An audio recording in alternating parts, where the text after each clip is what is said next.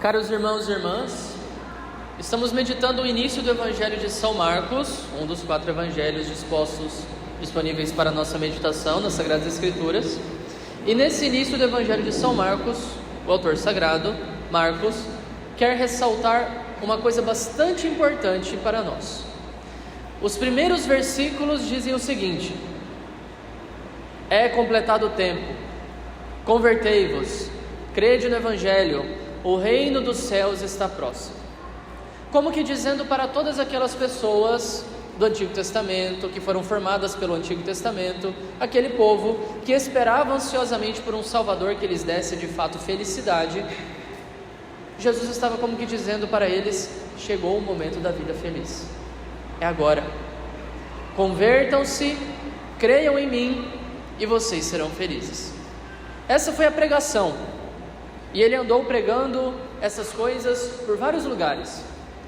Um dia, quando Jesus estava em Cafarnaum, que era uma das cidades mais importantes para Nosso Senhor, no momento da sua vida pública, ele fez ali uma espécie de base para a atuação na região da Galileia, e morou por algum tempo aí nessa cidade, em Cafarnaum. Chegando um dia nessa cidade, era um sábado, ele foi para a sinagoga. A religião judaica, ela tem 2 edifícios principais, é o templo e a sinagoga. O templo fica só lá em Jerusalém. A sinagoga pode ter em qualquer lugar que tenha uma quantidade significativa de judeu. E no templo se oferecem os sacrifícios. Na sinagoga se faz o comentário da lei. Só um detalhe: no nosso culto católico, nós juntamos essas 2 coisas. Agora eu estou fazendo um comentário da Sagrada Escritura para vocês, algo que seria devido à sinagoga. Logo em seguida, depois da oração dos fiéis, do creio e da oração dos fiéis, o padre fará o oferecimento do sacrifício, algo que seria devido apenas ao templo. Então veja como Jesus de fato veio para planificar todas as coisas e reuniu todas as coisas numa só, que é a Santa Missa. Só um detalhe, uma curiosidade, tá? Fecha parênteses. Então muito bem, ele chega na sinagoga e lá todo mundo que tivesse algum tipo de conhecimento a respeito da lei poderia comentar a lei. Jesus toma a palavra e começa a falar. Em outros trechos da Sagrada Escritura, nós ouvimos que na cidade de Nazaré, por exemplo, quando ele falava, o pessoal ficava assim muito impressionado com as suas palavras, com o jeito da sua fala. E o Evangelho de São Lucas nos diz que num dado momento, quando ele tomou a palavra para comentar um trecho do profeta Isaías, ele comentou, se sentou e todo mundo ficou assim: quem é este homem? No Evangelho de São Marcos, nós vemos o evangelista mostrar para nós que o povo ficou impressionado também, e ficou impressionado com uma coisa bem específica: com a autoridade das suas palavras. Ele falava de um modo diferente. Essa sua pregação, o reino de Deus está próximo, convertei-vos e crede no Evangelho, e vós sereis salvos. Essa pregação era uma pregação nova. Os fariseus, que era aquele grupo de pessoas que faziam o comentário da lei e que ajudavam as pessoas a interpretar a Sagrada Escritura para que pudessem viver a boa vida, eles não tinham mais essa força na palavra. E Jesus, já no momento em que fala, começa a mostrar a força, mas não para por aí. Um homem possuído por um espírito imundo estava na sinagoga naquele dia e começa a estribuchar, gritando: que queres de nós, Jesus Nazareno? Vieste para nos destruir? Eu sei quem tu és o Santo de Deus. Uma coisa interessante, gente, é o fato de que no Antigo Testamento praticamente não se ouve falar de demônio, de diabo, de Satanás, muito pouco. Nós temos alguma referência a isso lá no livro de Jó e ainda em algum outro lugar, mas só. E olha que o Antigo Testamento é praticamente 70%, 80% da Bíblia. É muita coisa. E de repente Jesus aparece e é diabo para tudo quanto é lado, é demônio para tudo quanto é lado, é Satanás atormentando o tempo todo. Por quê? Os demônios que possuem uma inteligência angélica, quando viram Jesus, perceberam: tem algo de novo aqui. Eles não sabiam o que era, mas eles perceberam: tem algo de novo aqui e nós não podemos deixar isso passar. E começa o escândalo de Satanás Porque ele começa a ver que está perdendo. O diabo sempre age de maneira escandalosa quando começa a ver que está perdendo, porque aí ele quer, pelo susto, pelo medo, pelo impacto das suas reações, trazer as pessoas de volta para o pecado e fazer com que elas não se libertem. É aquela coisa que muita gente já experimentou, né? Padre, eu me converti, mas parece que depois que eu voltei para Deus, só começou a acontecer desgraça na minha vida. Pois é, e você acha que o diabo ia deixar você sair fácil das garras dele? Não ia. E não vai. Depois isso passa. Tende a ficar mais calmo por um tempo, depois o mar fica tempestuoso de novo, aí depois fica calmo por um tempo, e assim é a nossa vida, cheia de oscilações, faz parte. O diabo sabe, gente, o que é uma alma convertida para Deus. O diabo sabe o que é uma pessoa que está rezando um terço todo dia. O diabo sabe alguém que está lutando, o que é alguém que está lutando para viver em estado de graça, para se confessar com frequência, para não cometer pecados mortais, viver uma vida casta, participar da missa em todos os domingos, aprender a perdoar o seu irmão. O diabo sabe de tudo isso. Ele sabe muito melhor do que nós o que isso significa. E por causa disso, quando ele vê que nós estamos nos inclinando para uma atitude como essa, começa a agitação. Você começa a querer fazer as coisas corretinhas, ir à missa, perdoar as pessoas, ser mais generoso, e muitas vezes o primeiro ataque vem das pessoas mais próximas, família e amigos. Nossa, mas agora você é o beatão, né? Você acha que você é melhor do que a gente, né? Ah, porque você é aquele que reza, né?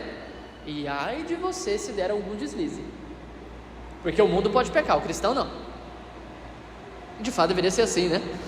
Mas existe o perdão, existe a misericórdia, a gente tem que entender que é um processo e tal. Só que o mundo não está nem um pouco interessado nisso.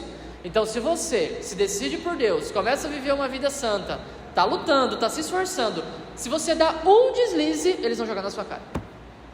Não é você o santão que está lá mostrando o beato que tem que viver para Deus? Pois é, isso é muito ruim. É ruim, a gente deveria se esforçar para que isso não acontecesse, mas ao mesmo tempo, meus irmãos, é importante perceber isso, né? Que o mundo, a carne e Satanás não vão aceitar facilmente que nós nos entreguemos para Cristo. E quando a gente decide por Ele, começa a revolta, começa a angústia, começa a turbulência, o tumulto, a tempestade, o que quer que seja em nossa vida, para que nós não nos entreguemos a Deus. Eu já vi gente me falar coisa do tipo: padre, é só eu começar a rezar, eu fico extremamente ansioso, angustiado, e eu tenho que parar de rezar. O que será que está acontecendo? Pode procurar um psiquiatra para ver se consegue resolver, né? Mas ao mesmo tempo é bom ficar de olho, porque não é apenas contra a carne que nós estamos lutando, é contra espíritos imundos também, que foram criados antes de nós e que têm muito mais poder do que nós. Por que a gente não vê esses espíritos o tempo todo? Porque Deus não quer. Às vezes Ele deixa que se manifestem. Eu fiquei sabendo agora, pelo perfil de um influenciador católico no Instagram, que está acontecendo umas coisas esquisitas no BBB esse ano.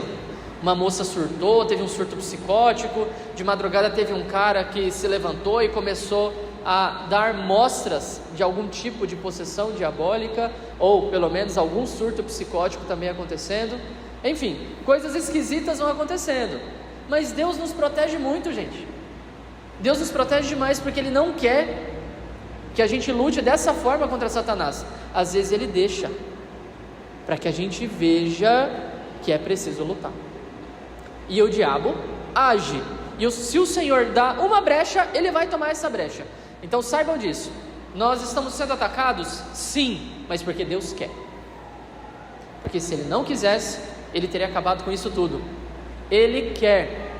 Padre, então o Senhor quer o nosso mal? Não, Ele quer ver a gente lutar.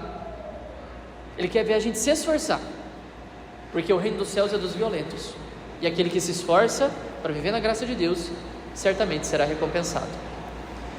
Mas nós não precisamos nos preocupar com possessão diabólica, obsessão diabólica, casa estralando, nada disso. Eu me lembro quando eu era criança, gente, quando eu era criança, assim, era pré-adolescente, sei lá, devia ter uns 10, 11 anos. Eu e os meus primos, a gente morava tudo na mesma rua ali do bairro Cristo Rei, né? A gente adorava, era uma das diversões do grupo ir na locadora para alocar filme de terror para a gente assistir de madrugada. Aí era aquele filme bem trash assim, do tipo Casa de Cera, Pânico, Premonição, O Massacre da Serra Elétrica, Noite de Pesadelo, coisas assim, Boneco Assassino, O Grito, O Chamado. Ou seja, vocês sabem, estão vendo que o meu repertório é bastante vasto, né? A gente viu muito, e era um misto de satisfação e horror ao mesmo tempo, porque depois que acabava o filme, a gente ia para casa dormir, todo mundo na mesma casa, todo mundo junto, essa era a diversão, né? Passar com a gurizada a noite toda, era bom que eram os meus primos tudo, assim, fase muito boa, né? E aí de noite, de madrugada, a casa começava a estralar. Eu acho que é porque a madeira vai perdendo a temperatura e ela começa a dar uma estraladinha. Eu acho que é isso a explicação, mas naquela época, não, tem alguma coisa nessa casa. E a gente ficava paranoico com essa ideia da casa estralando, o diabo está na casa. Ele não precisa estralar a casa para nos atentar, e nem precisa fazer um show. Minha tia conta que o Padre Firmo, quando fazia as missas dele na paróquia São Gonçalo, não no ginásio, na paróquia, antes de ir lá para o ginásio, diz que aconteciam umas coisas bem curiosas na missa do Padre Firmo. E um dia chegou uma mulher dentro da igreja, lá na paróquia São Gonçalo, ali no Porto. A mulher subiu em cima do altar e começou a gritar: eu odeio aquele padre, eu quero matar aquele padre. Uma cena e tanto, né? E todo mundo ficou muito impressionado com aquilo. E aí a pergunta estava surtada ou estava possessa? Não sei. O que importa é o seguinte: esse não é o meio preferido por Satanás para nos atentar, porque assim ele dá nas caras, ele precisa ficar escondido. O melhor ataque de um inimigo é um ataque que vem desapercebido, e nós não sabemos de onde vem e nem que estamos sendo atacados. Por isso é importante notar o seguinte: nós que vamos realizar esse combate, que faz parte da manifestação do reino dos céus, olha o que eu estou dizendo até aqui. Jesus veio pregar o reino de Deus. O reino de Deus chegou com a pessoa de nosso Senhor Jesus Cristo. Ele começa a pregar com autoridade, e com mais autoridade ainda começa a realizar coisas maravilhosas, como por exemplo, expulsar o diabo das pessoas. E os exorcismos são um dos grandes sinais de que o reino dos céus chegou, a libertação chegou. É possível agora ser livre da morte e de Satanás. E nós precisamos entender que se nós quisermos ser cristãos, é luta. Mas luta contra o quê? A casa estralando e a mulher gritando dentro da igreja? Não. Santo Tomás de Aquino, no seu livro sobre o mal, ele diz para nós que o principal meio pelo qual Satanás nos tenta é através da nossa imaginação. Olha que coisa! Ele utiliza a nossa imaginação para fazer com que nós acreditemos em coisas fantasiosas, mentirosas, inventadas por nós, delirantes, falsas, e por causa dessas imagens que são colocadas na nossa cabeça, que são modificadas na nossa imaginação, a gente acaba decidindo contra Deus, peca e perde a graça. Porque o que importa no fim das contas é que nós pequemos para Satanás. Enquanto a gente está sendo atacado, o diabo está jogando a gente para lá, está jogando a gente para cá, se a gente não está pecando, está tudo de boa. Está tudo de boa. Não está tudo assim, né? Mas assim, vocês me entenderam, né? Não é uma coisa má de fato, porque o mal é nos levar para o pecado, um descumprimento dos 10 mandamentos, ou de um dos 10 mandamentos, pelo menos. Então o diabo não tem o poder de nos fazer pecar, mas ele pode nos seduzir, e para isso ele utiliza da nossa imaginação. E vejam como ele faz isso, de modo bem concreto. Em primeiro lugar, em relação ao passado, ele pega memórias lá do nosso passado e dá uma modificada nessas memórias, de tal forma que a gente acabe caindo no pecado através dessas memórias que surgem ali na nossa imaginação. Por exemplo, você brigou com uma pessoa há 30 anos atrás. Essa briga você nem sabe mais por que foi, mas você tem certeza que a culpa foi toda da pessoa, da outra pessoa, não sua. Será, gente? Será que foi mesmo? Já faz tanto tempo que a gente nem consegue mais rastrear na memória o que é que de fato aconteceu. E aí o diabo, vendo esta falha, esta fraqueza nossa, ele pode manipular essa nossa memória para ressaltar que a culpa foi de fulano. O que é que isso vai causar em nós? Ressentimento, mágoa e até mesmo ódio, pecado, portanto. E o perdão nunca vai acontecer, porque você está sempre, o tempo todo, sendo manipulado por esse seu pensamento do passado que diz: eu fui injustiçado, eu fui injustiçado, eu fui injustiçado, eu preciso de justiça e desejo vingança. O diabo pode fazer isso. Também com relação às coisas do presente. Acontece alguma coisa e a sua imaginação já age de maneira a emitir um juízo muito rapidamente, a te levar a emitir um juízo muito rapidamente, do tipo: sua amiga da igreja chegou meio tristonha hoje para a missa. Aí você olha para ela está meio tristonha, você está sabendo que na família dela as coisas não estão muito bem, e aí você já começa a imaginar: acho que o marido dela fez alguma coisa com ela, hein? Mas é um traste mesmo, né? Eu já falei como é que tem que agir, que homem não pode mandar na gente, que a gente tem que fazer alguma coisa para conseguir reagir a essas coisas. E tá lá, a imaginação da pessoa solta, julgando o marido da fulana, que só tá de TPM. Só isso.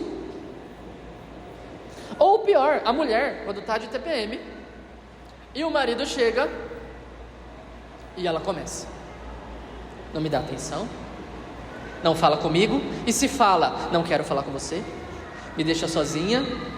E a imaginação vai sendo utilizada nesse momento biológico pela qual a mulher está passando, e o diabo pode facilmente utilizar a imaginação neste momento para gerar ira, para gerar juízo temerário, para gerar pecado, rompimento, briga, desunião. Isso pode acontecer a qualquer momento.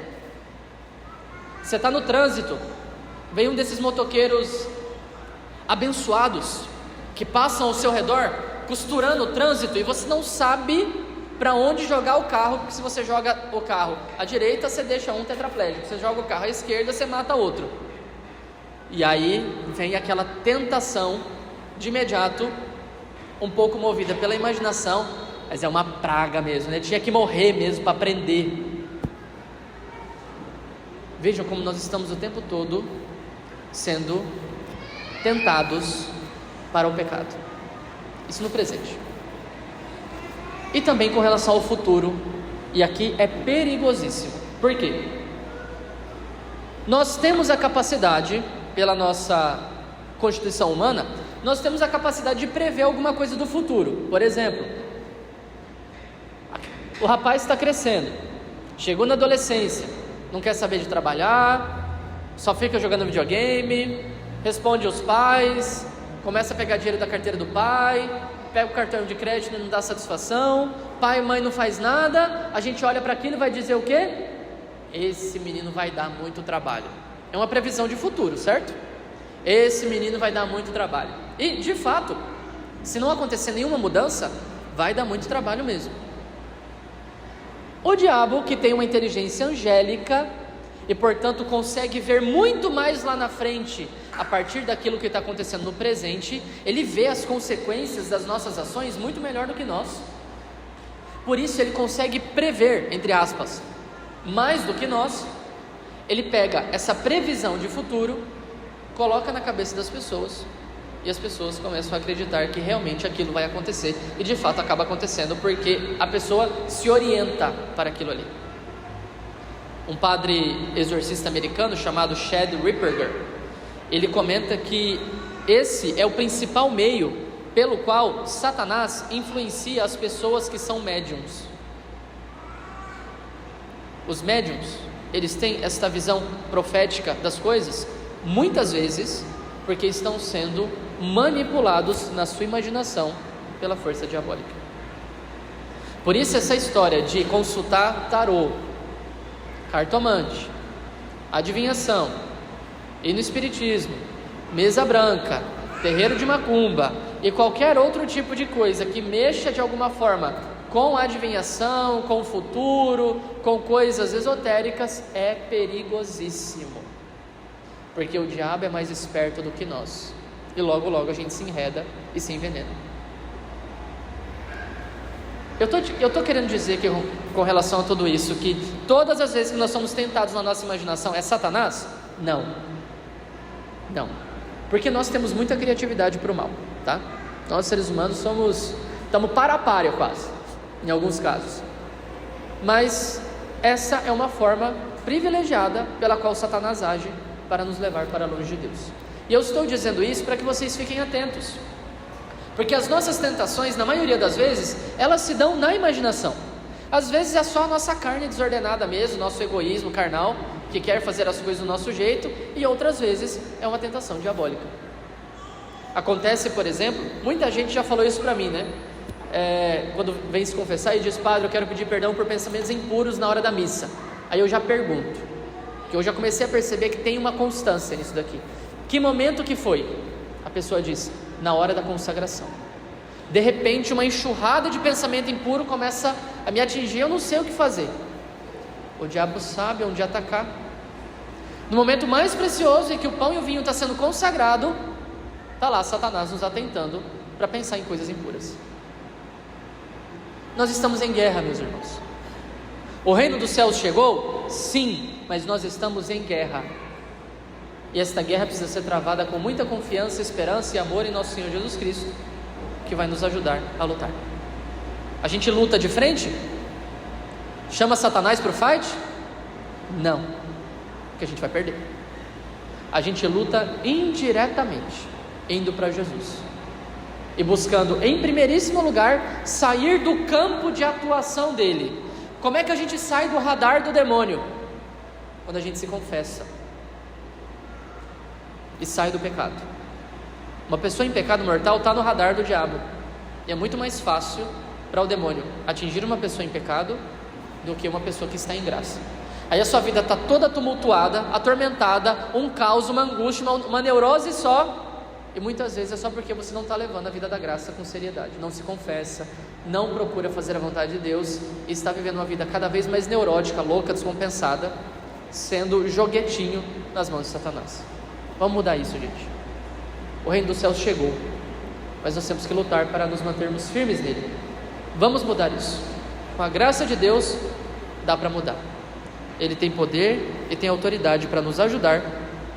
Recorramos, portanto, a Ele, começando pelo sacramento da confissão e mantendo a graça pela oração do Santo Terço, todos os dias, com a ajuda de Nossa Senhora. Louvado seja nosso Senhor Jesus Cristo.